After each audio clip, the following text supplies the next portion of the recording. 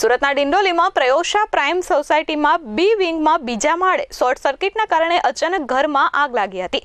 ઘરમાં વિકરાળ આગ લાગતા ઘરવખરી બળીને ખાખ થઈ ગઈ હતી. રોકડા રૂપિયા અને ઘરનો સામાન બળીને ખાખ થઈ જતા પરિવારજનો ભાંગી પડ્યા હતા.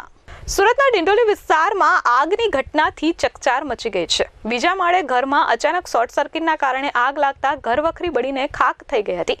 પરિવારજનોએ ઘરને આગમાં બળતું જોઈ સ્તબ્ધ થઈ ગયા હતા. પરિવારે રડતા રડતા કહ્યું, અમારી આખા જીવનની જમા પૂંજી બળીને ખાખ થઈ ગઈ છે. ફાયરના જવાનોએ આગ પર પાણીનો મારો ચલાવી આગને કાબૂમાં લીધી હતી. પરિવાર નોકરી પર ગયા હતા અને ઘરમાં શોર્ટ સર્કિટ થતા આખા ઘરમાં આગ લાગી ગઈ હતી, જેના કારણે ઘરનો સામાન બળીને ખાખ થઈ ગયો હતો. આજુબાજુમાં રહેતા લોકોએ આગની ઘટનાને પગલે પાણીનો મારો ચલાવવાની શરૂઆત કરી હતી, પરંતુ આગે વિકરાળ સ્વરૂપ ધારણ કરતા ફાયરના જવાનોએ ઘટના સ્થળે પહોંચી આગ પર કાબૂ મેળવ્યો હતો. આ ઘટનામાં કોઈ જાનહાનિ થઈ નથી, પરંતુ ઘરવખરી અને રોકડા રૂપિયા બળીને ખાખ થઈ જતા પરિવારજનો ભાંગી પડ્યા હતા અને ઘરને બળતું જોઈ રડી પડ્યા હતા. મારું નામ રાણા દિવ્યા દિલીપભાઈ છે. અમે બધા જોબ પર ગયેલા હતા, તો આજુબાજુ વાળાએ જાણ કરી કે તમારા ઘરમાં આગ લાગી છે, તો અમે આવ્યા. ફાયર બ્રિગેડ વાળાએ બી આગ બુઝાવવાની કોશિશ કરી. પૂરા સામાન જલીને રાખ થઈ ગયો છે. શું વસ્તુ હતી ઘરમાં? સોફા હતા, મંદિરમાં પૈસા મૂકેલા તે બી જલી ગયા. પછી રસોડો આખું જલી ગયું, બધું જ જલી ગયું છે. નુકસાન થઈ ગયું. કેટલી રોકડ હતી ઘરમાં? પૈસા કેટલા? 10,000 હતા. તમારા પપ્પાની કન્ડિશન કઈ હતી? મારા પપ્પાને એક મોટી બીમારી છે, કેન્સરની બીમારી છે.